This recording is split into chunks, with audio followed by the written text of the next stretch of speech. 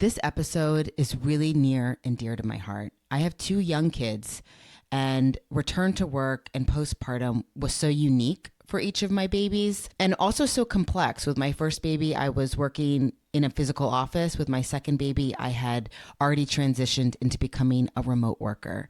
And I'm really excited about this conversation today because one of the reasons I started this podcast is because I noticed in being a remote worker that so much of the advice, both work and life advice that I received, felt like it was falling short. It wasn't taking into account the experience of working remote. And so with this episode, you'll find that it's 360. It covers you as someone who's just welcomed a baby and what you need, and also how you sort of transition that into preparing yourself for work. I hope you feel like we've taken the care to think about you as a whole person and your whole experience. Now, I have a fabulous guest today that I'm going to talk with who's really going to add a lot to the discussion. She's a postpartum doula. She was actually my postpartum doula, and she's so knowledgeable and so empathetic and just brings so much calm to what is a storm in our lives sometimes. But before we get into this conversation and I welcome her, I just want to do a quick disclaimer, which is whether this is your first time or your fifth time having a baby, you're welcoming a new child into your life, and that's a big deal. Now, we're going to be talking about postpartum recovery and self-care, but we're also going to talk about how to prepare yourself to return to remote work. And if you're not in the headspace right now to think about returning to work, then save this podcast and listen to it when you're ready.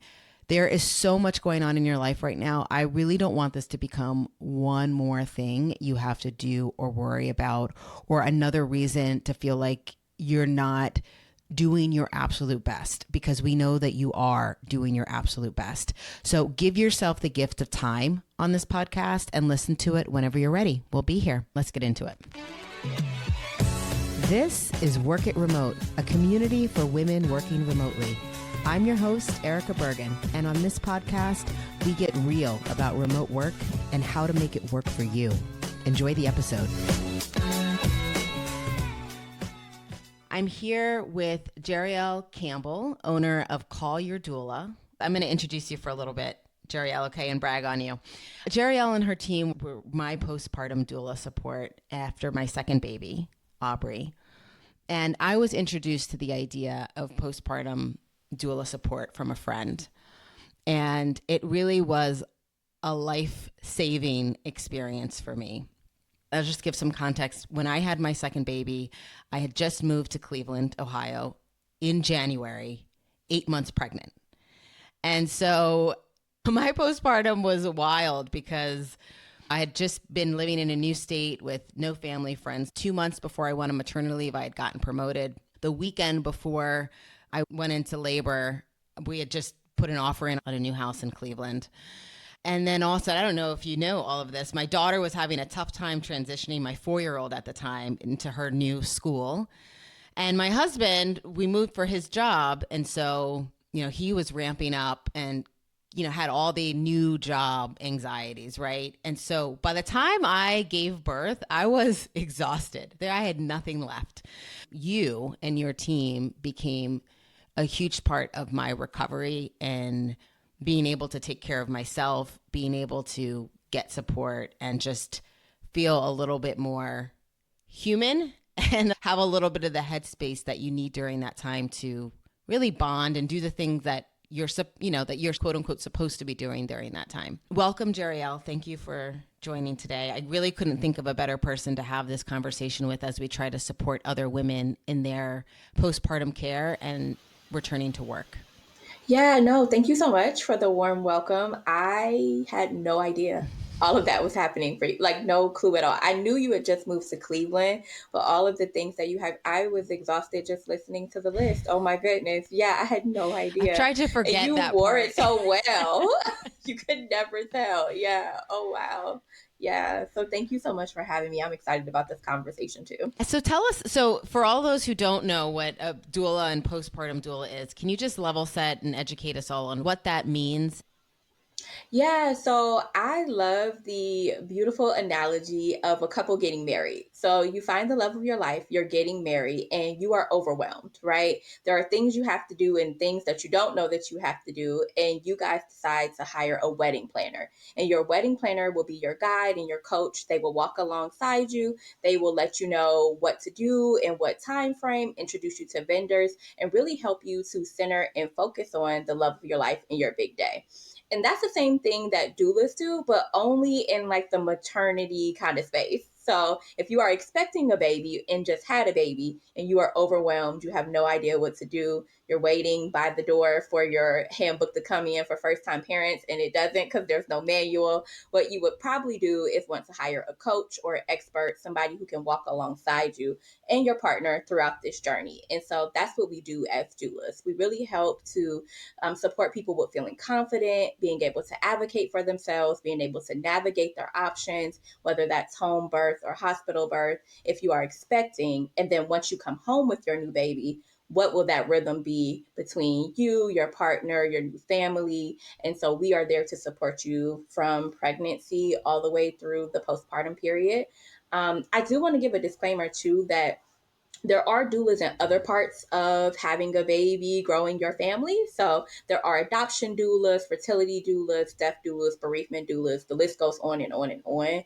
I'm specifically in the birth and postpartum space, so that's what I can speak to very well. Okay, yeah, that's good. I actually didn't Yeah, realize that distinction. So thank you. yeah, So yeah, physiologically, with a woman's yep. body in postpartum, Mm-hmm.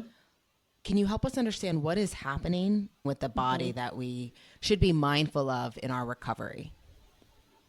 I think the biggest thing is like the change in hormones because you have had a human living inside of you. And so there's been like double the amount of hormones. And so once you give birth, that baby is now on the outside of you. And so your hormone levels will typically change. I know for me, like mine plummeted. And so I could definitely feel like the energy of like having a natural vaginal delivery. I did feel that for a little while. And then after a while, it started to feel like I got hit by a bus. And so I could feel like my hormones changing. I could feel like the physical 14-hour thing that we just went through slowly creeping in on me. And I just felt like I just was like knocked out for a while, right? Mm-hmm. So I do feel like physically it was a lot. And then mentally, you're preparing yourself for a lot as well. And the mental load is the invisible load. But I feel like it's just so important because for months and months, you've been thinking about labor potentially. You've been hearing warranted, asked for, maybe unasked for stories about other people's labors, right, and births. And so you're processing that. For Black women, we're also processing things that we know about maternal and infant mortality and how that pertains to us, right? So mentally, you're processing a lot as you're going through the process. Then you're also thinking about, okay, well, how can I get something different? What do I want? And talking to your partner about that, right? So you're processing all of those things.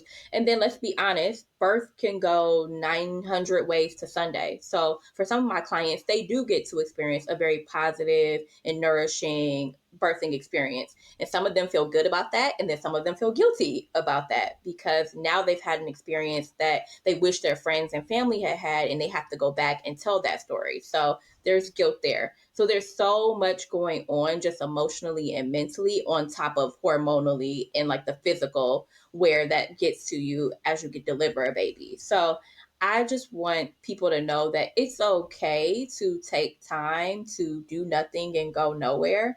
I know on social media, there's always this kind of snap back culture where people are working out at home and working out around their pool and like trying to snap back after labor. And I feel like honestly, it's a good time just to process, to do nothing, and to be gentle and compassionate with yourself. Yeah, it is hard to do that, to put it into practice.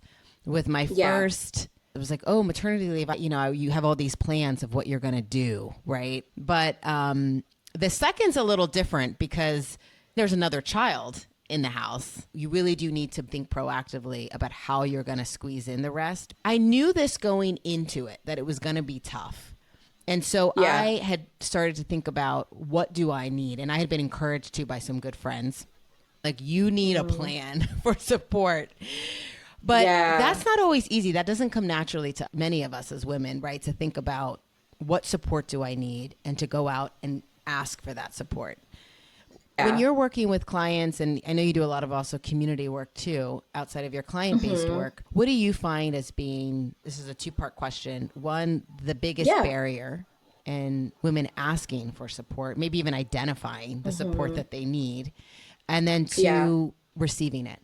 Yeah, I think as a first time mom, I can totally relate to being in the postpartum period and being overwhelmed because I didn't know that there was anything to prepare for. So I think just even being aware that there's something to prepare for, because a lot of people tell you prepare for labor, prepare for birth. And so that's what I focused on.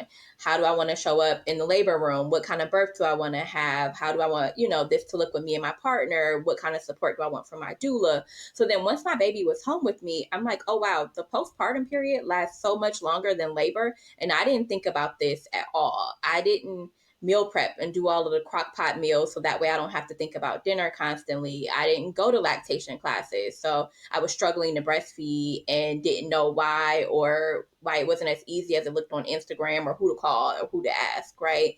And my birth doula, I mean, I could ask her questions, but at that point, we had pretty much passed the point of her support.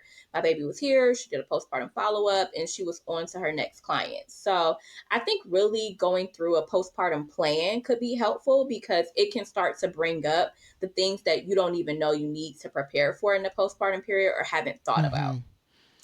I also think too that a lot of people are afraid to ask for support because of what they think it means to be a parent and to be an adult. A lot of people feel like parenting and adulting means self-sacrificing and to have some level of discomfort, or it's supposed to be hard is what people think. Oh, this is supposed to be hard. It's not always supposed to be fun. Like, this is how parenting goes, right? But I think the truth is that a lot of us can ask for support and can lean into support, and we'll be very surprised about the way that people want to show up for us and just don't know how, and would be really excited to know that you want them to be a part of your village, right? And to your point about moving, finding a village in your new space, right? So you moved from one state to another state. So maybe you don't have family around. And so making a plan to tap into coworkers, or maybe it's family, or maybe it's a good, girl group. I've even had girlfriends from around the country hire me to take care of their friend in Ohio who they couldn't be with, but wanted her to have postpartum support. So thinking through the gifts that we give people for baby showers and gender reveals. Let's maybe not buy, the thing that the baby is going to grow out of in 5 seconds, and maybe let's get them the village and the community and support that they really need. Ooh. So investing in that for other people could be very beneficial Yeah, as well. I love that idea. Rethinking how we gift. And Because we're such yeah, we consumers do. and And think, let's be we only honest, gift for the baby, right? And we do, and we don't give for the parents, and the parents need the most, right? So just throwing that out there. And sometimes first time parents don't know to put that on their registry. So we have to be mindful about what they need because they don't know yet because they haven't experienced. I think that's what you said at the beginning, which I really like. Just you need a plan, and it just like you're thinking through everything else. You should be Absolutely. thinking Baby about how are shower, you gender going to reveal. support yourself, because really what you Yeah. don't want to happen is when you get to the end of your maternity leave or family leave, if you're fortunate enough to work somewhere where you have that leave time, you get to the end of it and you do not feel ready, and you're not going to feel ready regardless because it's very hard to leave. Look, I felt mixed because part of me was ready to do a little bit more adulting, but the other half felt really torn and guilty. But I think I would have felt a lot worse going back, feeling like I really hadn't had a chance to recover or bond or connect with myself again, right? So that's an important way to kind of set yourself up for success going back, is to spend Yeah. the time in postpartum being in postpartum to take care of yourself and your baby. Yeah. So I had a 5-month maternity leave, which was Okay. nice. I've done this now twice. There were a couple of things I learned along the way. So I thought we could just talk through each of these together. I think I wrote down 5 things or something. Right. So Okay. Yeah. the first I had was around pumping. Mm-hmm. If you breastfeed, and if you're still breastfeeding by that point, right, Yes. is pumping. We did have a nanny come to the house and take care of Aubrey. So she was in one room, I was in another room working, and managing that okay, when am I going to tear myself away and breastfeed? When am I going to choose to pump? That was a whole dance. That took me several weeks to kind of figure out how to do that. One of the things looking back, I wish I had done was to get a mini fridge in my office, I which love would that. have helped, and by my bedside, which would have helped with the pumping and storing experience a lot better. Okay. One of the things I did the second time around, which was really helpful, was I got one of those pumps that goes underneath your bra, Love it. and I was pumping while while I was working. Actually, And nobody nobody knew. knew. Right. Yeah. And so I did carve out a time during the day. I ended up working out a schedule where I would breastfeed her once, but I had to let go of the Okay. other times and just pump because it was just becoming too disruptive during my day. And so I started to treat it like I would be in the office, because if I were physically in my office, then I would need to go and pump. And then you can Okay. schedule it, you can manage it, you know how much time you're going to have. When you're breastfeeding a child, it could take 10 minutes, it could take an hour. I mean, it just Truly. depends Right. on the baby and It's how so they're unpredictable. and how focused they are that day. Yeah. So that's what I ended up doing. But pumping became one of those things where it is a lot easier to think and do it when you're working from home than when you're in the office. So Yeah. there is a real gift in being able to work remotely if you're still breastfeeding or pumping. Have you learned anything in Love that. working with moms and maybe your own experience? Yeah, so around breastfeeding, I will say, even if you do formula feed, having a mini fridge in the nursery could also be very helpful, especially if you have overnight support or doula support. Even if you don't, sometimes the bedroom or the nursery is on a different floor than the kitchen. So just minimizing the amount of time that you have to go back and forth and putting some things in the nursery to help you prepare, whether that be the pillows, the refrigerator, the milk, the bottle warmer, whatever that is. So just setting yourself up for success and to do less of the run around your house to get everything you need when baby needs to eat. Something I want to make people aware of is that there will be feelings and emotions around returning back to work that can impact your supply. So I have had clients who have like supply and they're absolutely fine. Then as they get closer and closer to the end of maternity leave and eventually start work, because of the buildup and the anxiety and like just feeling like what's going to happen next, their milk supply does go down. Just want to just put that out there. I also have clients who, before they go on maternity leave fully, will pump and freeze milk. So maybe that could also take some pressure off of you if you're feeling like, oh my gosh, like, how is this going to work out? Will the baby be able to be breastfed? I kind of wanted to breastfeed for a certain amount of time. So you don't have to sacrifice those goals. You can have that milk frozen. It can be thawed out by whoever and given to the baby by your nanny partner, whoever is there to help. Mm-hmm. I also want people to know that if your milk supply does go down and breastfeeding is something that's very important to you, consider also if your area has a milk bank. So I know in Ohio, we do have some milk banks where people donate breast milk. And if that's something that you're open to, that may be a resource in your area that you can look Mm-hmm. into. Yeah, those are all great tips. Yeah, with my first one, I went back physically into the office after maternity leave, and I lasted a month breastfeeding after that because I could Okay. not keep up. My supply dipped, I think, for all the reasons you said, and I just couldn't keep up. Yeah. It was too difficult to juggle the pumping with the working and the demand and pressure that was in the office. With my second one, I Yeah. was able to go a lot longer. I was really proud. I was shocked at how long I went. Part of it was because she took to it really well. Yeah. So I was able to go 15 months the second time. Wow. But that was not easy. I mean, there were times where I tried to wean and she just was not having it. She was so difficult with the formula. I'm like, just take the bottle with the formula. And she I was like, absolutely not. I know what yes, this and is. then I'd feel guilty. I'm like, well, she can't not eat. So so I went. I mean, Yeah. and I'm happy that I did because it worked out for both of us. But it took a lot of That's support beautiful. along the way, and I had a lactation consultant. Fortunately, that was covered through our insurance plan. But Yeah. there were moments in time where I felt like my supply was dipping quite a bit. There was 2 or 3 times, and I would go visit her, And she gave such great advice and would create a plan. Okay, this is what you can do. And it was practical because I was honest. Like, this is my schedule. This is what I got. And she would work with it to help me kind of get that supply back up. Excellent lactation support is so invaluable. And I would connect with that while you're still pregnant, because I feel like it can be so hard to find that afterwards when you're in the thick of it. And sometimes, I'm going to be honest, I feel like pregnancy brain continues. Like, you can't even all the time think straight of like, what are all the options? If you are a problem solver and constantly looking for solutions and used to having creative ideas, sometimes after you have a baby, your mind is just blank. You're just like, I don't even know what to do or where to start. So setting up some of those things while you're still expecting and then having that ready for postpartum, whether you need it or not, can be invaluable. The other piece I wanted to say too about going back to work, I would say for all of my full-time working mamas, go back part-time and or less. Like, I feel like it's a big transition and you need to be able to have the space to find a rhythm. So going back part-time, or I've even had clients who will go back like part-time on some days and then have like maybe 1 full day a week and then like up that to 2 full days a week. So just kind of dipping your toe in the pool of going back into work full-time, because I know for me, it can be overwhelming to kind of just be shoved back into an old routine, but you're not your old self and you don't have the same old responsibilities.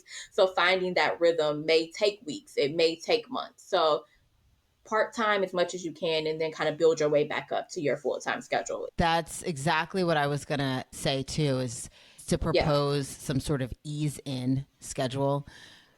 So I had 2 different employers with the first baby and the second baby. The first baby, that was a policy, an ease in program. Oh, I love that. I wish everybody had that policy. Now the second, it wasn't a policy, but it wasn't not a policy, right? There was no policy against it. So then I proposed it, and my manager was really supportive, and I was able to gear my return to what I needed at the time. And my learning in that was too, is that you don't necessarily know what you need at the beginning. Before you go out, you don't know what your life is going to look like. I didn't know if we would have had a house by then. I didn't know if I would have been able to find a nanny or caretaker by then. So there was a lot of unknowns. So when I went out on maternity leave, I kind of set it up where, look, let's check in a month before I'm supposed to come back and just see where things are at and talk about what my return to work will look like. And then at that month point, I had a much clearer sense and was able to propose a schedule that worked for me, which was, as you suggested, it was part-time, and I took a little bit of a pay cut before that, but it was so worth it because I had 6 weeks to ramp up, figure out the breastfeeding schedule, the care schedule. We had a nanny quit right before she was supposed to start in June. So my first 2 weeks, I didn't have the care I thought I was going to have. I was then hunting for someone again. So all these variables can happen. You can't over support yourself. So creating buffers and space so that you have the flexibility that you might really need when it comes down to it. 100%. Yeah, such a good tip. Such a good tip. So I wrote down naps. And for the baby or for the adult? For the adult. One of the blessings when you work remotely is that you could do this, and you can do it without feeling guilty, right? You've been up all night, probably on most nights. Then you're working at 100%. A short nap is a great way to just reset. And there's a thing, have you heard of coffee naps? So I hadn't either, but I didn't realize I had been doing it.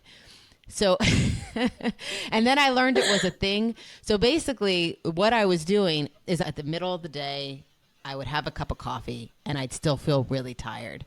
And so I'd go lay down. And I'm like, man, I can nap after drinking a coffee. This is crazy. This is like beyond exhaustion, right?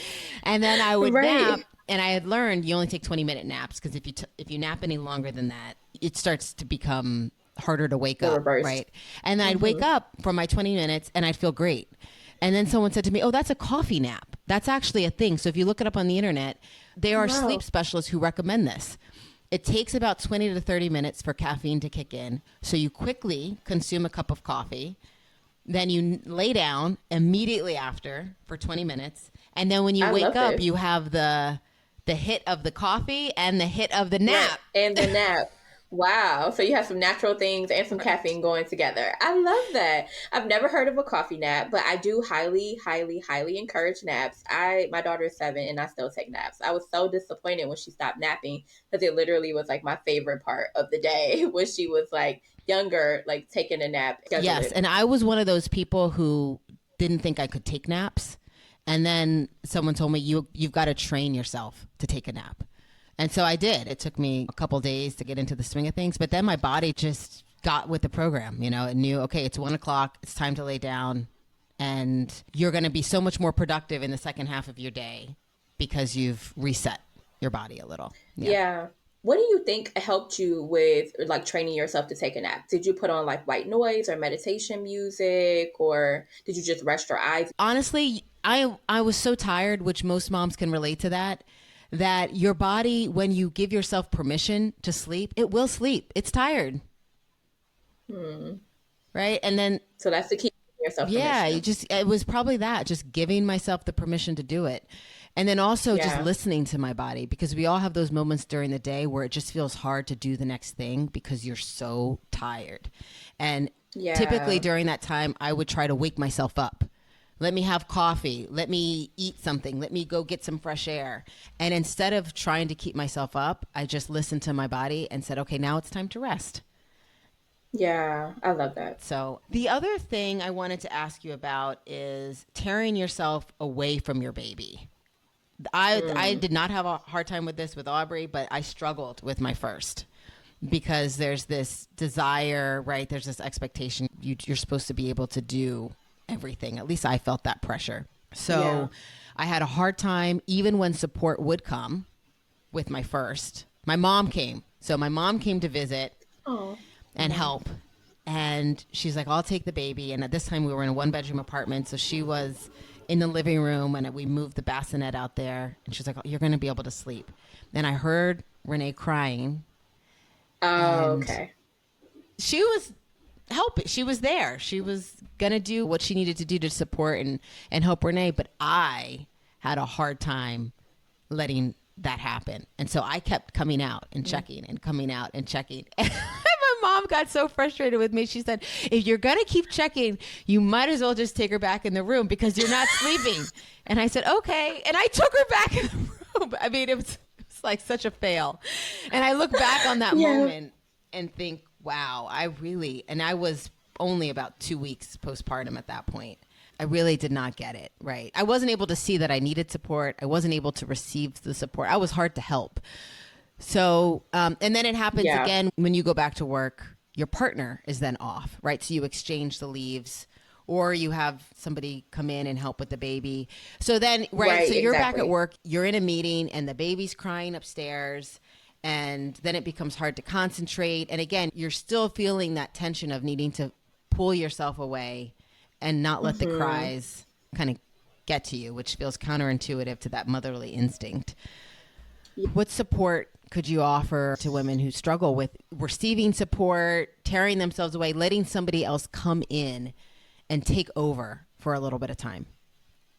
Yeah, I think one thing that could be helpful for the person that is giving the support is to actually take the baby with you somewhere. So, like, hey, So instead of good. sitting in the living room while you're in the other room, I'm going to take the baby for a walk and we're going to walk around. Like, I'll have my cell phone on me. Call me, text me if you need anything, right? Right. Because you've already gotten some rest and you're already sleeping. So, I do think that sometimes it can be difficult for parents to let go. I think that it's natural. You guys have bonded, you have that instinct, and you have that guilt of being torn between two worlds. And so I totally understand that. And sometimes having the baby removed from the environment where you can't do anything besides relax is helpful. And then, of course, like if you're comfortable with the overnight thing, some of my clients have done that where their oldest child will spend the night with grandma or grandpa and they'll be all by themselves with the grandparents for a full day and night. And then they'll bring the oldest child back. So you got to spend time with the baby by yourself, right? Or if you do feel comfortable with the baby staying overnight with the parent and you have that option, then you can. I know not everybody does feel comfortable. So maybe it is just a trip to the store and you want your baby right back. That's fine too. But just giving yourself like the permission to allow other people to love on the baby and to give yourself the space and time you need to really check in with yourself. I think too, it's okay to get up and check on the baby and just remind yourself that, okay, the baby's here. This person is here who I trust. Everything is good. Offer some support. Hey, do you need me to grab XYZ? And if the person says no, then walk back into the room that you were in and try to refocus and center yourself and continue, right? Remind yourself, hey, this person is here who I very much so trust. They're right in the other room. If they need me, they will call me. Right now, it's okay for me to let go of that focus. They're capable, and for me to focus on work, right? Or for me to focus on the meeting. But sometimes getting up and just doing a visual check-in, saying something. Maybe the person did forget where the diapers or where the wipes were, where you stored the extra sheets, and there was a blowout and they need the sheets and they can't find them, right? So maybe you can provide that assistance and then just take yourself back to what you were doing, right? So I think that it's going to take some time for sure and to be gentle with yourself. But for the people that support, I think sometimes taking the baby completely out of the house or out of the environment is definitely helpful. Such an obvious answer, right? And it's, I mean, I still struggle with that. Well, maybe not. But it's like, just leave the house. Just leave, right? Yeah. Even or as the parent, you as the parent, right? If you're Target run or the Starbucks run. I mean, now, I'm thinking, that's such. I should do that right now, right? I should leave more. And even though I work remotely, it doesn't mean that I have to work from home all of the time. Particularly co-working space or coffee house, or exactly to get out. Yeah, switch up the routine. And that, I think, too, will like eliminate it, because maybe emotionally in your mind, it is very hard to ignore something that's going on in the other room or delegate something that's going on in the other room, just as mothers, because we're used to multitasking, to managing, to solving problems. And so if there's a problem in the other room, which it must be because the baby's crying, I'm in problem solving mode now for my job and for my family. So sometimes you do just have to remove yourself from the environment to kind of take that hat off if you can't take it off while you're in the environment. And that's okay. A lot of us can't. Yeah, and that actually brings me to the last thing I had here, which was dealing with social isolation.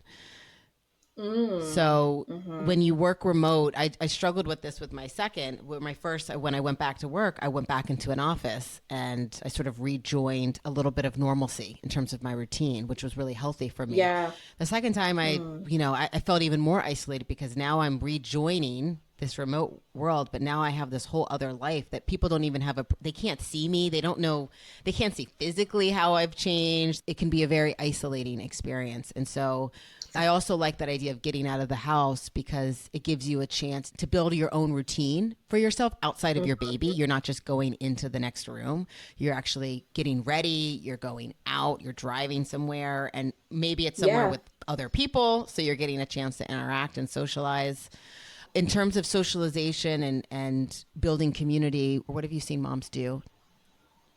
Yeah, I think post-pandemic, it's been really great to have the virtual and in-person options for getting out and getting community. So I know like here in Cleveland, we do have like virtual postpartum support groups that you can go to. There's also in-person things. So a lot of now the pediatricians' offices and doctors' offices, while you're pregnant, will have something called centering, where you're getting together with other people who are expecting and you guys are having dialogue and conversation with your providers or whoever is leading the centering group at the time. So you're building community there.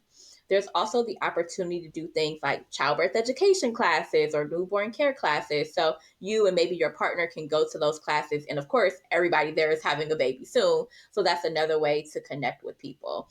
And then as you are on the postpartum side, I've seen things like newborn massage class series. So you can take your baby, you can learn some new things to help them relax, and you can bond with other parents who are doing the same thing. So I would check things like Eventbrite or Facebook events, and start to look for new parenting, like workshops and classes, mommy and me sort of things, where you can sort of get out the house and connect with people in person or virtual, whatever you have the capacity for. Yeah, playgrounds became a little bit of a sanctuary for me because especially in the middle of the day, usually the people there also have young kids because who else is going to the playground in the middle of the day? Right. And people work remote because everybody else is at the Right. office in the middle of the Yeah, day. and so Yeah. you can build some friendships there, and then even just make some scheduled time, like when are you coming back. You just have something to look forward to, somebody to connect with. But it is really I a love that. challenge. It is really a challenge. I had a friend of mine who was dealing with this too. She lived in New York City, and she formed her own Facebook mommy group. So New York City's very neighborhood I love driven. I mean, that. even by down to like the blocks, and a lot of neighborhoods are like that. But she Mm, lived in a certain community where there weren't a whole lot of mommy groups, so she formed a Facebook community for people within her I five love ten that. block radius. And she discovered Yeah. some new moms that way and was able to meet up with them during her postpartum. That's so cool. The library. I feel like the library Mm. is such an underutilized resource, especially this day and age. But the library has so many classes. They have so many great play areas for children. I was actually just at a library play area with my daughter last night. She was meeting new friends. They also even had an hour where they gave away food from the Greater Cleveland Food Bank from 6:30 to 7:30. So people who needed dinner and wanted something to eat, they had that available. They had tutors available for kids that are in school. So there's so many dope programs for absolute free at the library that people should look into and tap Yeah, you're into. so right. We're avid library goers too. Both of Yeah. our kids go quite a bit. So yeah, thanks for mentioning that. I mean, community pools are great, particularly in the summer during the day. That's where you can find other Mm, people with young kids. So love great that. advice there. And actually, I had one more, which was around physical health. I was Oh. postpartum like 6 months, and I started to Mm-hmm. realize, oh wow, I'm in chronic pain. Something happened Mm, during the birth where, and I think even during the pregnancy, where as I was, developing my belly, and then just everything got yep. out of alignment, and I discovered a Mm-hmm. chiropractor. I went in for one session. I ended up doing a block of sessions, but after my first session, was able to walk without pain. And that's how bad it was, where I walked out. I didn't even realize it, but I walked out and I could walk. And I thought to myself, oh, wow, I don't feel that pull in my hip by just walking. And it had Mm-hmm. happened so slowly over such a long period of time that I hadn't realized Yeah. it. I was always really scared of a chiropractor. But for me, it was having that discussion with myself of, I don't feel like myself. And yes, I am 40 at this point. So my body is changing, but I should be able to walk up the stairs without pain. I deserve to live pain free. And I need to Mm. prioritize this and go out and seek the care that I need, which actually took a lot of intentional thought. Yeah, I actually encourage all of my birth clients to go see a Oh, chiropractor. Yeah, so as a birth doula, I feel like having everything in alignment can a lot of times make labor and delivery go faster. And people don't realize that. But sometimes if a baby is in a position that's not optimal, it can cause you to have longer periods of labor. So I encourage all of my birth clients to seek support with the chiropractor, and also something else that people don't think about, a pelvic floor therapist. Because ultimately, if you have had a baby before, your pelvic floor therapist can support you around strengthening for the next birth that you're about to go into. And if you never had a baby before, you can start talking to your pelvic floor therapist about how to push, what position to push in, and making a plan for that, and then following up with them after. Peeing when you sneeze and cough is not normal after you had a baby. That means that there's something going on with your pelvic floor, and a pelvic floor therapist can support you with that. Having pain during sex after you have a baby is not normal. That means that you need to go to a pelvic floor therapist to help you with that. Because I know when I talked to my mom about it, she was like, oh, yeah, like I had 3 babies. I go to the bathroom every 15 minutes. It's normal. I'm like, okay, like, and I'm thinking that, well, that's what happens when you have 3 babies, but ultimately there is a specialist for that, and it is a pelvic floor therapist. No matter what age you are, I highly encourage you to seek out that support and to see a pelvic floor therapist. And yes, a chiropractor, I feel like yoga and Pilates is a good practice if you feel into it. You can also still get massages. I mean, they do have prenatal massage and then postpartum massage, so people who specifically specialize in helping women who have just gone into labor or just come out of labor, but through massage if you feel more comfortable with that. Because you're right, some people do have things about chiropractors. I've been to a chiropractor for years. I absolutely love, love, love my chiropractor. I breathe better, sleep better, feel better once I see my chiropractor. And I was going multiple times a week and then to once a week to every other week. So For sure, for sure, for sure. Sometimes being holistic and preventative can help us avoid some things like in the future that we just ignore and push through that cause other issues that become something greater that may require surgery or a deeper dive from a specialist, but we could have just done some simple things at the beginning. So definitely encourage people to take assessment and get the support that they Yeah, need. I think that's the Yeah. takeaway from today, right? So as a working mama with a new one at home, when you're returning to work, Yeah. think about how you're going to take care of yourself before you enter that leave. Think about the support that you need. Think about what you need as you return to work. What support can your employer give you? What can you do Yeah. and ask for in terms of flexibility in your schedule? And then continue to check in with yourself, right? So whether that's physically, Mm-hmm. whether that's mentally, we didn't even go there with the mental stuff, but there's so Yeah. much that, to unpack there as well.